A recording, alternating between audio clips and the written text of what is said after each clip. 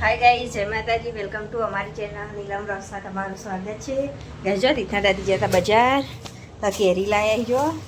આ 2 કિલો ને આ 2 કિલો હથોણું બનાવવાનું હોય કેરીનું. આ અમારે મોકલાવાનું માં પિયર તીથના માંગે અને અમારે હોય રાખવાનું. એટલે કેરી લાવી દીધી અને આ બધું મસાલો ને અને હવે ને કેરી ડાયરેક્ટ કપાઈને જ લાયા છે. એટલે કેરીને ધોવાની છે હવે. જો કઈ કેરી વાસણમાં લાવી દીધી હવે ધોવા ચાલુ જો. તીથના દાદી ધોવી મસ્ત જો. એક એક કેરીનો ટુકડો લઈને ધોવી જો સાફાઈ કરી ગઈ. જો હવે કેરી ધોઈને મૂકવી દીધી જો. હાલ કેરી ધોઈને મૂકી દીધી. હજુ આ બધું સાફ કરશું. અરે 2 કિલો ને અરે 2 કિલો ઉકાઈ જશે એટલે પછી હથોડાની પ્રોસેસ જે હશે એ તમને બતાવશું. આખો સુકાઈ જાય ને એટલે વાનામાં લઈ જાઓ ઘરમાં. ગાઈસ જો કેરી હૂકવી હતી ધોઈને એટલે કેરી છે નવા હુકાઈ જાય જો. એટલે તીખા દાદી મીઠવા બેઠા ને મેઠાવાળી કરવાની એટલા માટે જો બતાવો. કેરી લૂકવાનું તો તીખા દાદી લૂકવી મારે લૂકવું.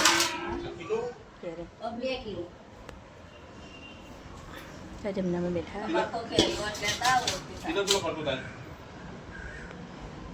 જો કેરી લૂકવાનું ચાલુ કરી દીધું. માસી કે માસી મારું નામ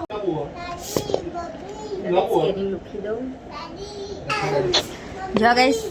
એ ચાલુ કરી દીધું હોય જો એ કાઢું જો. કેરી ધોઈને હૂકવી હતી પણ અમુક જે ભેગી હોય ને એ રહી ભેની રહી જવાય ને થોડી એટલા માટે લૂકી. એને ફૂકાઈ જાય તો ચાલે ના લૂકીએ તો પણ અંદરની જે ભેની રહી જાય ને એટલે હું લૂકી દઈએ. જો કેરી રહી હવે મેઠાવાળી કરવાની હળદરવાળી એટલે મેં 2 ડબ્બા ધોઈને મસ્ત હૂકવી દીધા. અને ગાભાઈ હવે લૂકી દઉં 2 ડબ્બાનો એટલે મેઠાવાળી કરું એટલે હું તમને બતાવું.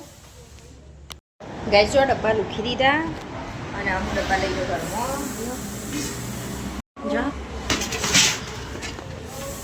ડબ્બા આવા પકડી દીધા એ લઈ જાઉં.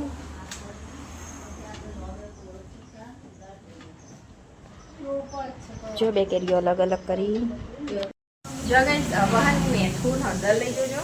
મેઠાનો ડબ્બો અને આ હળદરનો ડબ્બો એટલે 2 ડબ્બા લઈ જાઓ. કઈ મેઠાવાળું કરી દઈએ. હથોણું તો કાલ બનાવવાના, આજ મેઠાવાળું હળદરવાળું કરીને રાખવાનું. પછી કાલ હથોણું બનાવવાનું એટલે હું તમને કાલના વિડીયો તમે જોવાનું ભૂલતા નહીં કે અમે કાલ હથોણું બનાવશું. જો ગાઈસ તીથના દાદીએ પહેલાં મેઠું નાખ્યું અને હવે હળદર નાખી જો. અને જમનામાં બેઠા બેઠા શીખવાડી તીથના દાદી જો. અને હવે મિક્સ કરી દઈએ. જમનામાં હળદર ને મેઠું ચમ નાખવામાં આવે? હા, કેરી ખાટી હોય ને એટલે ખટાશ બધી નીકળી જાય ને એટલા માટે જો.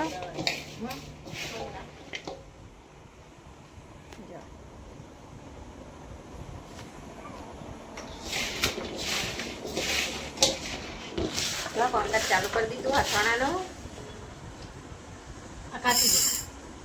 આ રહી ગયું કાપવાનું જો. આ કાપી દઉં હું.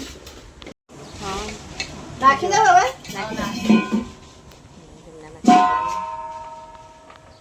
દાદી હવે ભરી ડબ્બામાં.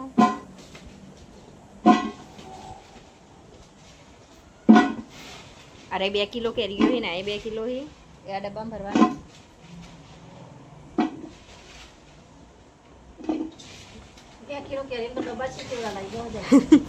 એટલે પછી હથવાનું પછી બનાવીને આમ જ નાખવાનું એટલે પછી મિક્સ કરતા ફાવે. ચેલા 7 દાણા ને ભેગું કરવાનું.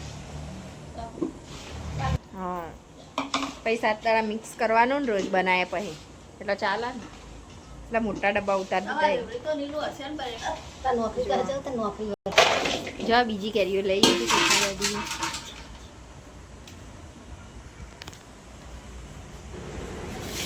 જો ગઈ બીજા કેરીઓમાં નાખી હળદર ને મેઠું બધું તીથના દાદી. અને આ ડબ્બો તો મેં બંધ કરી દીધો. હવે આ ડબ્બો કાલ ખોલ્યો એટલે તમને બતાવ્યો. જો મેઠું નાખ્યું. તમે કાલનો વિડીયો આખો જોજો ગાઈસ. એટલે હથાણું બનાવવાની બધી જ પ્રોસેસ હું તમને બતાવ્યો.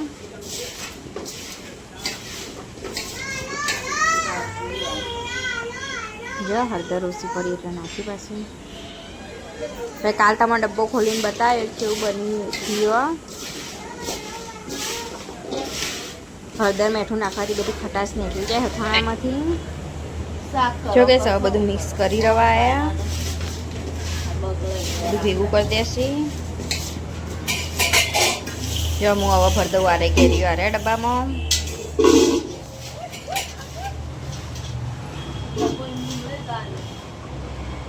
જો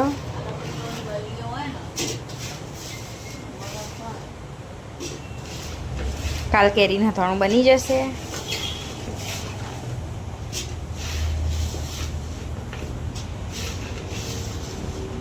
જો ગઈ ભરી જવાયો ડબ્બો તો અડધો ભરવાનો અડધો આખો નહીં ભરવાનો, કારણ કે ડબ્બો મોટો હોય એટલે બધું મિક્સ કરતા ફાવે એટલે અમે મોટા મોટા ડબ્બા ઉતારે. જો હું ડબ્બો લઈ જાઉં, પેલા રૂમમાં મેકી દઉં, ડબ્બા લઈ જાય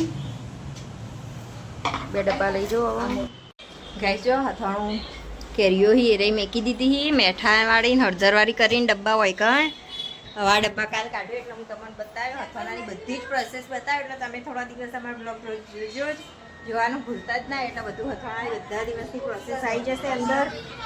જો દક્ષા માસીને એમાં ચોળી કાળો ગ્રસ અમારી હું અને કાલ જો ચોળી ફોલીને ખાય, ચોળીના દોણા એમાંથી જ જો હેચકામ બેસી ગઈ.